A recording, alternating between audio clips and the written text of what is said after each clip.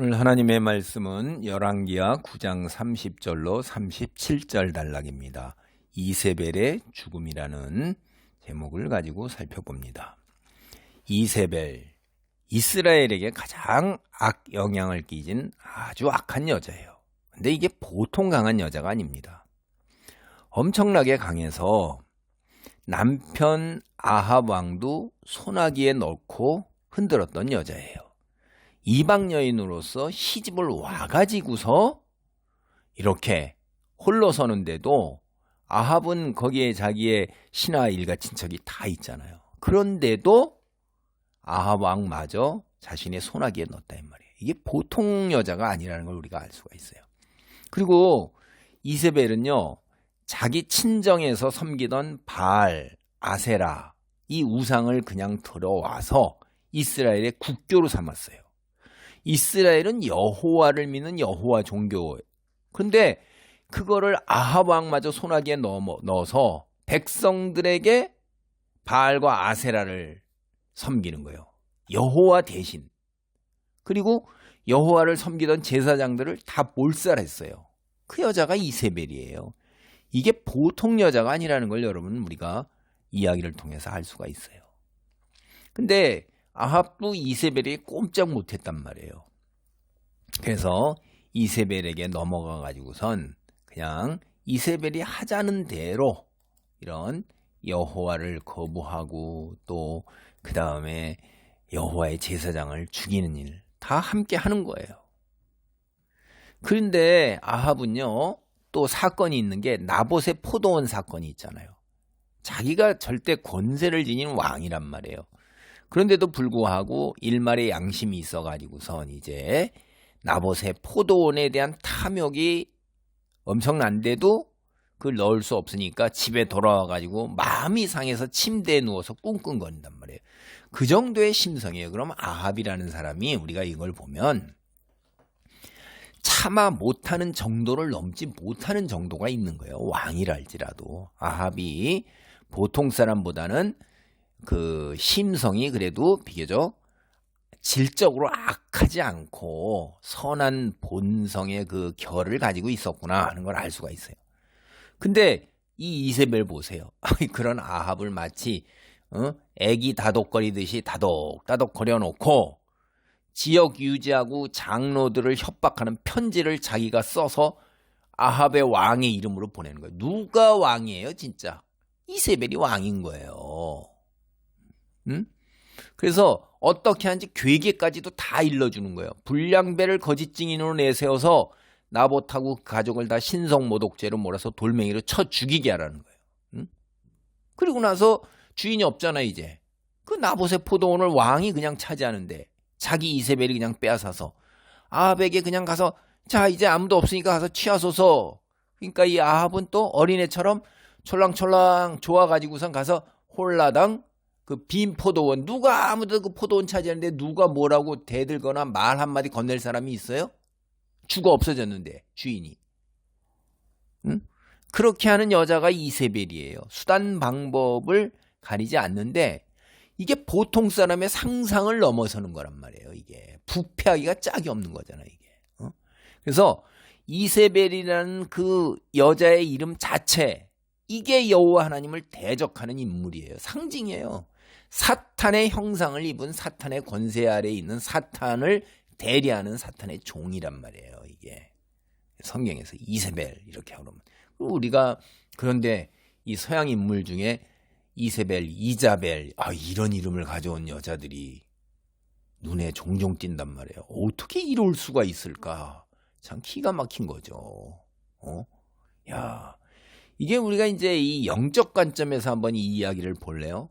우리 많은 목사님들이 뭐라고 그러냐면 우리의 삶 자체가 영적인 전쟁이라는 얘기를 해요. 그게요, 성경을 많이 읽으면서 기도를 하고 이렇게 보면 우리가 이 물질적인 것에만 국한되지 않고 영적인 이제 민감성을 갖게 돼요. 우리의 삶.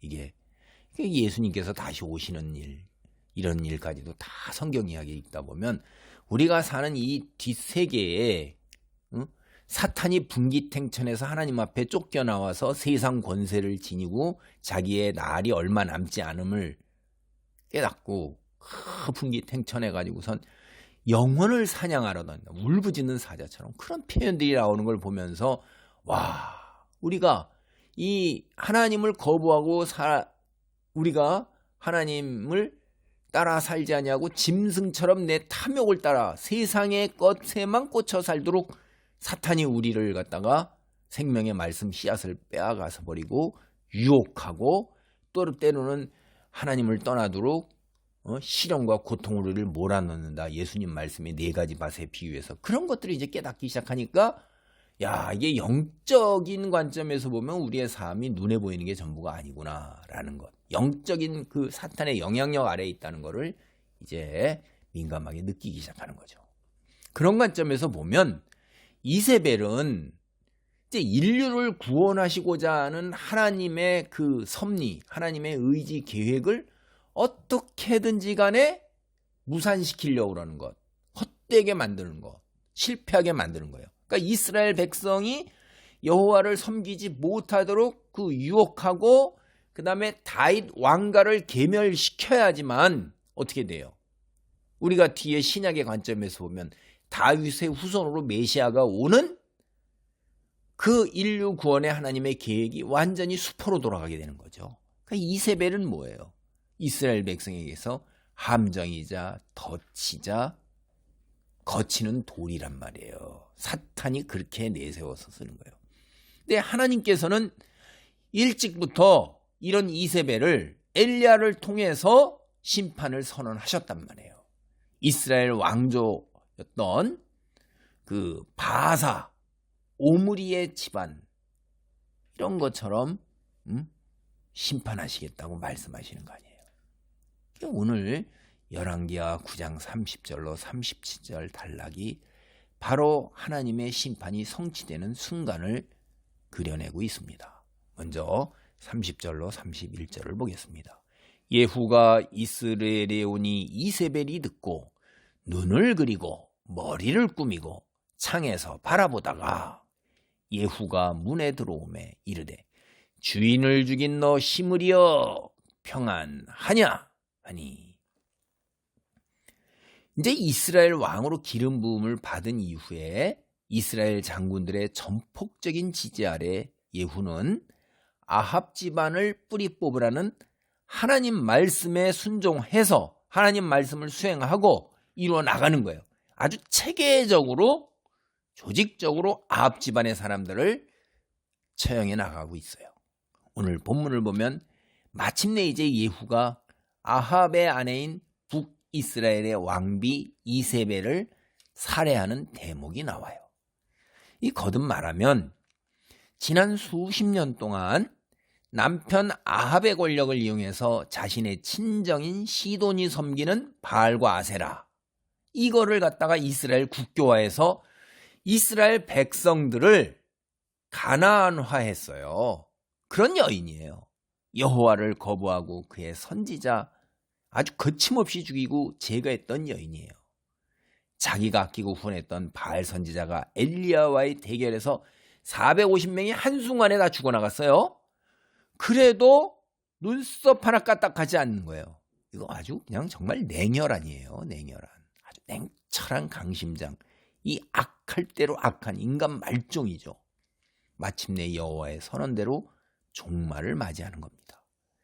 그래서 이 이세벨의 죽음, 이게 예후가 이스라엘을 정화하는 작업의 가장 절정이에요. 가장 그 클라이맥스에 올랐다 하는 거죠. 앞서 이제 예후가 죽인 북이스라엘 요람 왕의 어머니이자 아합 왕의 아내였던 이 이세벨, 자기 아들 요람 왕을 죽이고 이제 자기가 있는 이스라엘 쪽으로 오고 있다는 소식을 다 듣죠. 근데 하는 게 뭐예요? 오늘날 여러분 여자들이 눈화장 짙게 하잖아요. 벌써 이때 당시에 벌써 눈화장을 짙게 한 거예요. 그리고 머리를 올려가지고 퍽 해서 아주 아름답게 꾸미고 예후를 기다리고 있는 겁니다. 왜 이세벨이 죽음이 임박한 순간에 이처럼 치장을 했을까요? 그걸 우리가 여기 성경에서 이세벨이 예후에게 쏘아 붙인 말에서 찾아볼 수 있어요. 이세벨은 예후가 도착해서 자기하고 딱 눈을 마주치자마자 그에게 아주 독설을 쏟아내는 거예요. 제 주인을 살해한 시무리 같은 자야. 그게 평화냐? 이렇게 쏟아내는 겁니다. 여기에서 이세벨은 자신이 예후에게 곧 죽게 될 걸 안 거예요. 마지막 순간까지 지가 대왕대비다 이거예요. 위엄과 자태를 유지하겠다. 그래갖고 그 치장을 한껏 한 거죠. 야, 이게 앞서 제가 말씀드린 것처럼 바알 선지자 450명 다 죽었다 이랬을 때도 눈 하나 깜짝하지 않았잖아요. 그리고 전국의 여호와 선지자들을 하나님 여호와를 대적해서 엘리야 엘리사를 다 보면서도 지가 바알 이사 아세라 섬길 때 엘리야 엘리사와 같은 기적이 있나요? 그런데 여호와 하나님을 두려워하지 않아요. 이게 도대체가 얼마나 그 오만하고 독선적이고 굳어져 있는지 주저하지 않는 거예요. 이렇게 이세벨이 엄청나게 독하고 질기고 강하고 대범한 여자예요. 여기 이세벨이 예후에게 내뱉은 말에 아주 굉장히 독한 가시가 있는 것입니다. 이세벨은 예후를 시무리 같은 자라고 비난했죠. 시무리 같은 자. 이 기본적인 의미가 뭐냐면 시무리가 이유 없이 자기가 모시던 왕 엘라, 그러니까 바사의 아들이에요. 바사가 왕을 반역을 해서 왕조를 시작을 하고 자기의 아들이 이제 왕이 되었어요. 엘라가. 근데 시무리가 이유 없이 아들을 싹 죽였어요. 왕을 죽였어요. 반역한 거죠. 응?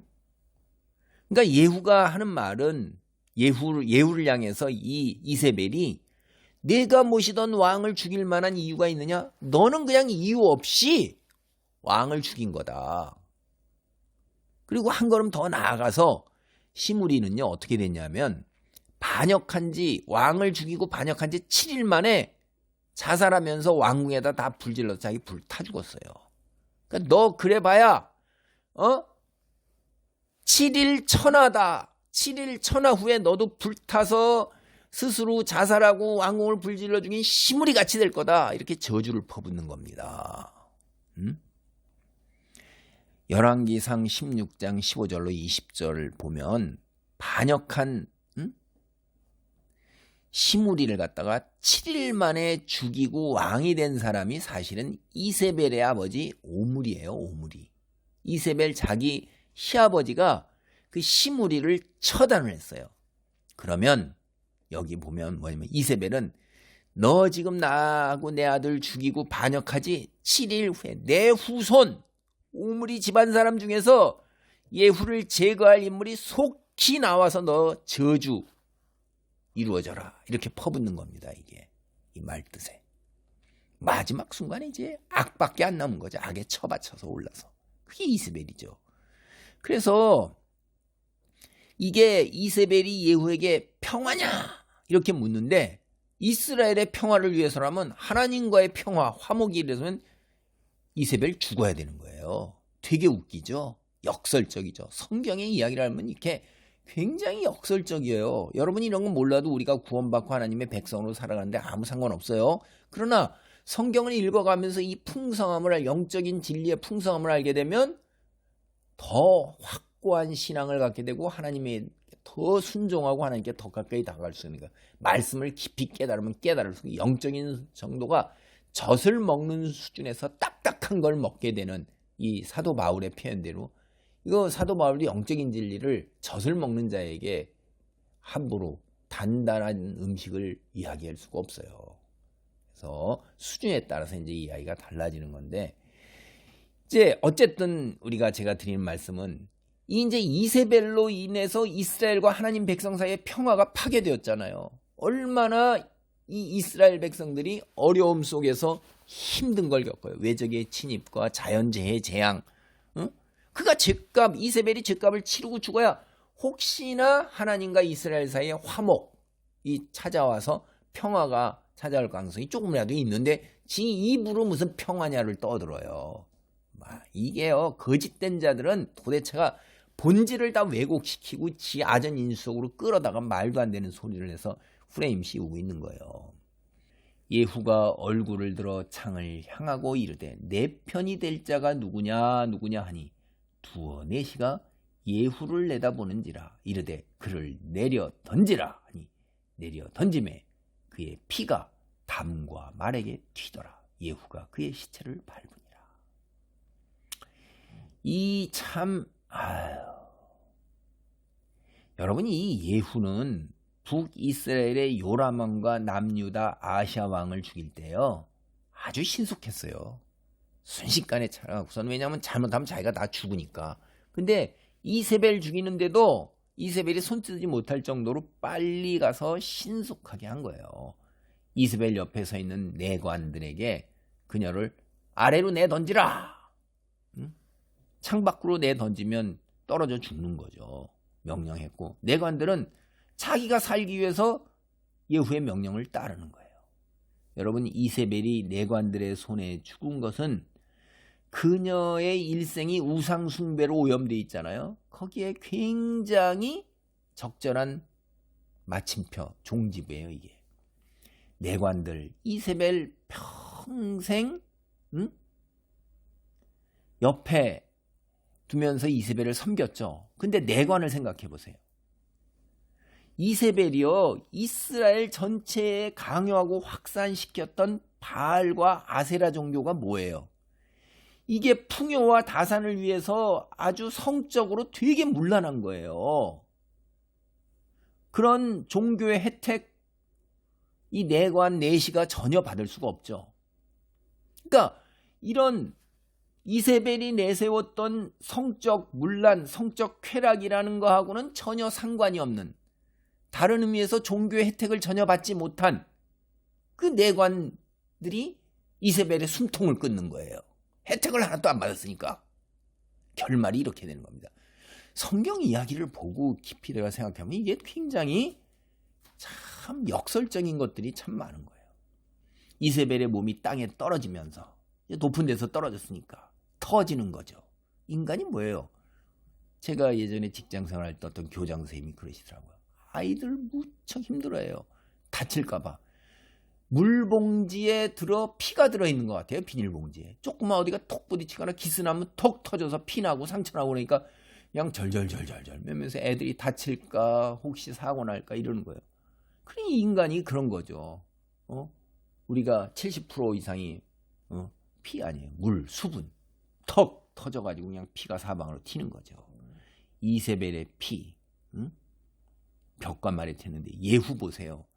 예후도 보통 심성을 지닌 사람이 아니에요. 강하고 담대했기 때문에 장군까지도 올라가서 총사령관일 뿐만 아니라, 이거 보세요. 이세벨이 떨어진 몸 위를 갖다가 자기가 타고 있는 말을 가지고 아주 그냥 말발굽으로 받아가지고 그 시신을 이겨놓는 거예요. 그게 33절입니다.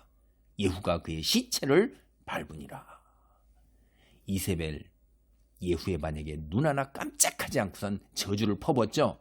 예후 역시 이세벨 그런 던지는 말 귓등으로 듣고 꼼짝도 안 하고요. 그리고 그렇게 예후는 이세벨을 그렇게 죽인 죽음에 전혀 동화하지 않고 곧바로 들어가서 궁으로 들어가서 먹고 마시는 거예요. 보통 심상이 아니에요, 이게. 새로 즉위한 예후가 바로 왕의 자리에 앉아서 부하들과 만찬을 즐기는 거예요. 한참 동안 먹고 마시고 즐기다가 이제 예후가 이세벨의 시체를 가져다가 장사를 지내줘라 이렇게 해요. 근데 부하들이 이세벨의 시체를 수거하러 갔을 때 개들이 시체를 먹을 수 있는 부분을 다 먹어치운 거예요. 그래서 머리에 해골하고 손발밖에 다 뜯어먹고 다 없는 거예요. 그게 35절이잖아요. 이세벨의 시신 훼손. 이게 뭐냐? 한때 온 천하를 제 멋대로 호령하던 여왕이에요. 마지막으로 죽음조차 조롱과 멸시와 수치예요. 이게 정말로 엄청난 수치죠. 가장 정점에 있어서 온 이스라엘을 다 휘둘렀던 자가 이 죽음이 가장 수치스러운 죽음으로, 시신조차도 제대로 없는, 그것도 개가 다 뜯어먹은, 자기가 행한 그대로 다 심은 대로 거둔다는 게 성경의 자연 질서 원리, 우리가 여기서 또 봅니다. 열왕기하 9장 36절로 37절입니다. 9장 36절로 37절. 돌아와서 전하니 예후가 이르되 이는 여호와께서 그 종 디셉 사람 엘리야를 통하여 말씀하신 바라. 이르기를 이스라엘 토지에서 개들이 이세벨의 살을 먹을지라. 그 시체가 이스라엘 토지에서 거름같이 밭에 있으리니 이것이 이세벨이라고 가리켜 말하지 못하게 되리라 하셨느니라 했더라. 부하들이 돌아와서 이제 예후에게 사실대로 고하는 거예요. 예후가 엘리야를 통해서 하신 여호와의 말씀이 성취되었다고 그 예언을 회고합니다. 주님께서 주님의 종 디셉 사람 엘리야를 시켜서 말씀하신 대로 이루어졌다. 주님께서 말씀하시기를 이스라엘의 밭에서 개들이 이세벨의 주검을 뜯어 먹을 것이며 이세벨의 주검은 이스라엘에 있는 밭의 거름처럼 될 것이므로 이것을 보고 이세벨이라 부를 사람은 아무도 없을 것이다 하셨는데 그대로 되었다. 이제 표준 세번역 이렇게 번역해 놓은 겁니다. 우리가 지금까지 이야기 들은 이세벨의 죽음을 보고 몇 가지 생각을 제가 정리해 보려고 합니다. 첫째, 하나님을 대적하는 이세벨 수십 년 동안 승승장구했어요. 근데 결과가 어때요? 종말이 마침내 하나님의 심판으로 가장 비참하고 가장 수치스럽게 죽은 거예요. 옆에서 가장 오랜 세월 동안 시중들던 내관들 믿는 도끼에 발등 들어서 그냥 그것도 아니에요. 그냥 번쩍 들어가지고 창문으로 휙 던지는 거예요. 그 다음에 예후가 그 죽은 시신 그걸 집 밟았어요. 그리고 개들이 시신을 먹어치워 머리와 손밭은 남는데 그것마저 밭에 거름같이 내쫓아진 거예요. 이게 악하기 그지없는 사람의 종말. 여보 이거 볼 때 하나님을 거부하고 나아가서 하나님을 대적하는 무리들, 거부한 것을 넘어쳐서 대적하는 무리들, 신성모독에 이른 자들의 최후가 어떻게 될지 여러분 여기서 보셔야 돼요. 오늘 프랑스 파리나 혹은 동성애 혹은 교묘하게 하나님을 거부하면서 신성모독의 경제까지 나아가는 자들 최후가 어떻게 될지 우리는 뻔히 보고 있는 거예요. 둘째, 여호와를 섬기던 제사장들과 나복 가족의 그 억울한 죽음에 대한 신원 이게 마침내 이루어졌어요. 하나님의 종 얼마나 억울해요. 하나님을 모시는데 하나님이 살아계셨다면 과연 하나님을 모시는 사람 이 사람들을 구원해 주셔야 되는데 죽잖아요. 그리고 하나님 말씀 따라 순종하려는 하나님의 백성으로 살았는데 세상에서 돌아온 건 뭐예요? 일가족의 몰살이에요. 이게 나복가족 다 하나님 말씀을 믿고 신실하게 살고자 하는 사람이에요. 세상 풍조를 따르지 않았는데 여호와의 종도 마찬가지고 현실을 감안해서 적절하게 타협하는 게 이게 바른 삶이 아니야. 응? 가장인데 가족을 지켜야지 죽음의 깔이 이르지 않았을 거 아니에요. 제사장들 자기가 살아야지 가족도 사는 거지. 이게 지금도 그렇죠. 가장이 죽어 없어지면 고대 사회는 여자와 아이들은요 세상에서 가장 약자예요. 그냥 바닥으로 내려 꽂지 않는 거예요. 그냥. 그런데 다 타협 없는 강직한 믿음 때문에 세상에서 처절하게 생을 마감하면서 남은 가족들은 다 거의 노예 상태로 떨어지는 겁니다. 이게. 하나님께서 그들의 억울한 죽음을 갚아주셨어요. 신원해 주셨어요. 그런데 이 세상에서의 삶이 회복됐습니까? 아니에요. 그 고난은 그대로 다 감수해야 되는 거예요. 여러분 우리가 만약 살아가는 동안에 이 제사장이나 여호와의 제사장이나 나복과 같은 경우에 처하게 된다면 우리 어떻게 처신해야 될까요? 정말 굉장히 깊은 고민해야 될 거예요. 물론 정답은 성경의 인물들이 보여주었어요. 근데 우리가 성경의 정답을 봤다고 해서 우리가 과연 그런 선택을 할 수 있냐 이거예요. 그건 자기의 그게 믿음의 성숙과 성령의 역사에 따른 능력이에요. 그런 것이.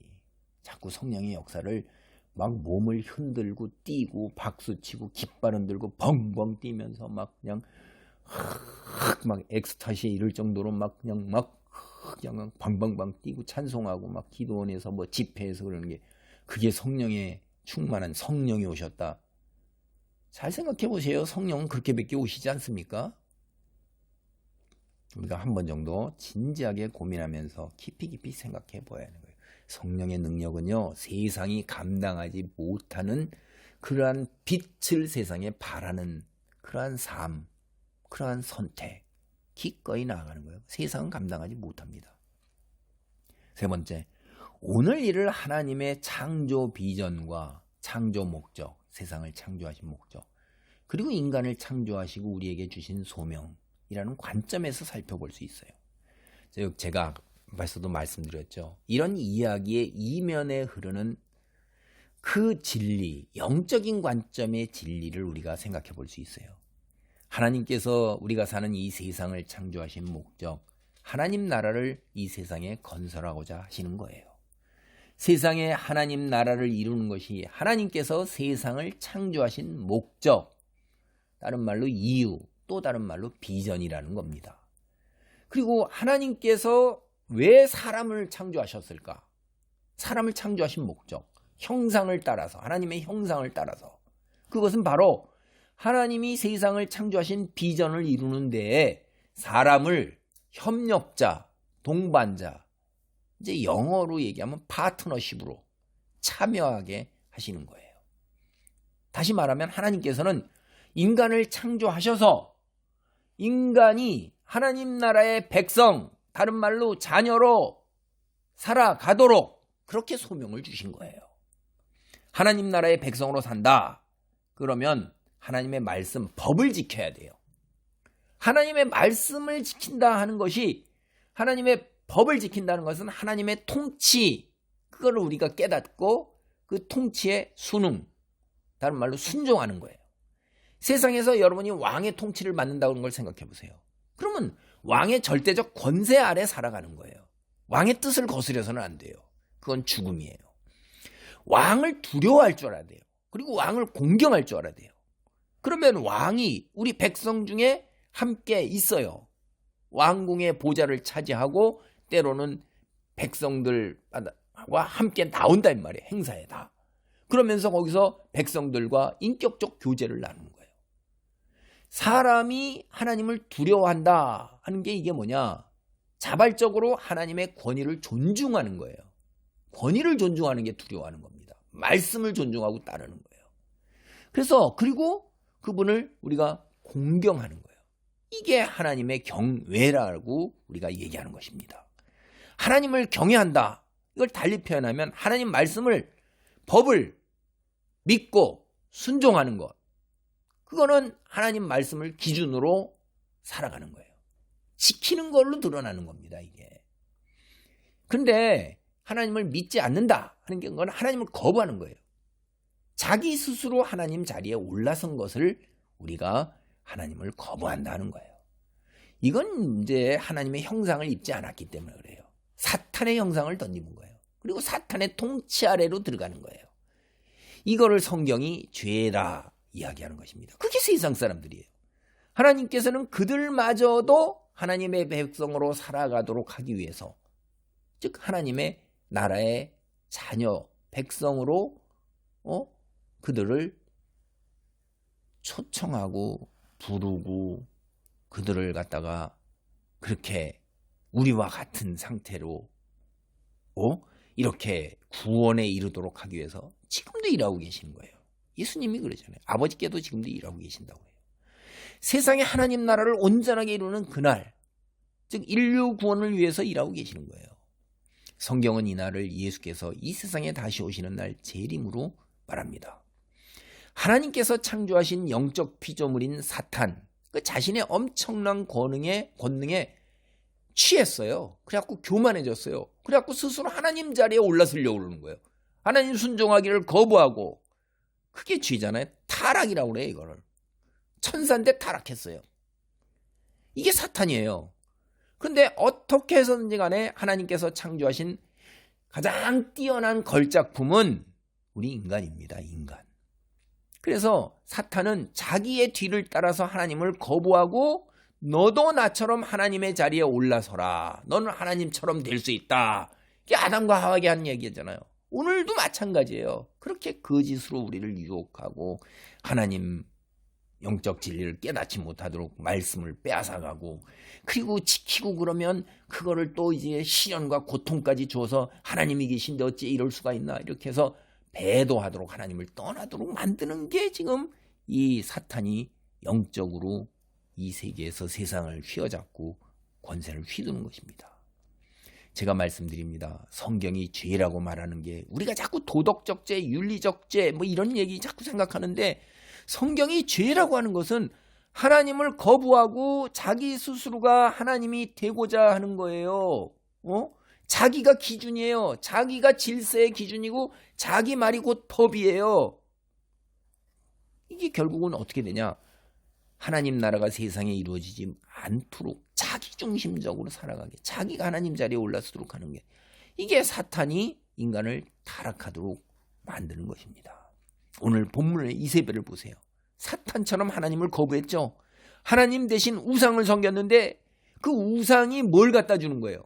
자기가 세상에 부리는 탐욕, 부와 쾌락과 권세, 왕권, 이걸 가져다 주는 거, 그 수단으로 채우고 있는 것입니다. 사탄은요, 이세벨을 도구로 사용해서 이스라엘 백성이 하나님을 거부하고 사탄의 통치 아래에 있도록 하기 위해서 바알과 아세라를 북이스라엘에서 국교화한 거예요. 그렇게 사는 이 삶의 모습은 뭔지 아세요? 신적인 거룩함이 다 사라지고 오로지 육체의 탐욕을 이루기 위해서 짐승과 같이 그렇게 되는 거예요. 성적으로도 아주 문란하게 되는 거예요. 오늘날 동성애, 그게 사람이 세우신, 하나님이 세우신 창조 질서, 자연 질서의 원리에 어긋나잖아요. 그러니까 이 질서 자체를 혼돈으로 몰아넣어서 우리가 신적 자녀, 신적 존재라는 것을 망각하고 짐승처럼, 하나님은 우리를 짐승을 통치하고 다스리고 질서를 세우라고 우리를 그 위에 왕 같은 권세를 주시면서 위임해 주셨는데, 우리는 자꾸 짐승으로 내려앉으려고 그러는 거예요. 짐승. 너는 짐승과 다르다. 신의 자녀다. 신적 존재다. 그러는데 영생불멸이잖아요. 자꾸 이 육체를 통해서 여기서 살고 끝나는 것처럼 이렇게 간다 이 말이에요. 성경을 잘 읽어보십시오. 무슨 메시지를 전하고 있는가 하는 거예요. 아합 지방과 다윗 왕의 후손인 유다 왕들이 서로 혼인하도록 만들었어요. 지금 우리가 이야기 다 보면 그 결국은 다 오염되잖아요. 응? 가나안 이방 사람들과 오염에 혼인하고 통혼해서 서로 왔다 갔다 하고 다 하나님 떠나고 이렇게 되는 거예요. 그래서 다윗 왕의 후손도 이제 오염돼서, 아합 집안하고 오염돼서 메시아가 온천적으로 이 세상에 들어오지 못하도록, 이제 신약의 관점에까지 다 와서 예수 그리스도 오신 것을 보면, 뒤로 와서 이렇게 살펴보면 우리가 이런 역사를, 이렇게 사탄도 열심히 하나님을 거부해서 하나님의 일을 방해하고 회방하는 거죠. 수포로 돌아가기 위해서 엄청난 영적 전쟁을 하는 거죠. 하나님께서는 그래도 엘리야를 통해서 오므리 왕조를 멸절시키고 아합과 이세벨을 심판하실 것을 선언하시고, 예후를 이런 예언의 성취를 위한 도구, 사람으로 세워 쓰는 거예요. 이게 오늘 말씀을 정리합니다. 우리가 사는 세상은 하늘나라에 계신 영이신 하나님께서 창조하신 거예요.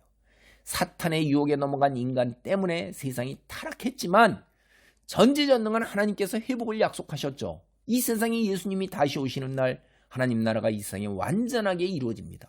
그날, 세상이 창조되는 그날까지 사탄의 지배 아래에 있는 사람들이 하나님 나라에 들어올 수 있도록 기회를 주면서 돌아오기를 기다리고 계십니다. 그러나 무한정이 아니에요. 때가 있는 거예요. 하나님의 최종 심판이 이루어질 것입니다. 성경이 이런 이야기를 전하고 있는 거예요. 오늘 사는 우리, 종말의 때가 다가온 것을 압니다. 사탄이 분기탱천에서 날뛰고 그의 추종자들이 온갖 횡포를 다 부리고 도덕, 윤리, 기본적인 자연 질서가 다 무너지는 것을 우리가 보고 듣고, 기가 막힌 상황 하나님 알고 있습니다. 그리스도인 하나님 나라의 백성, 자녀로 살도록 소명을 받은 거예요.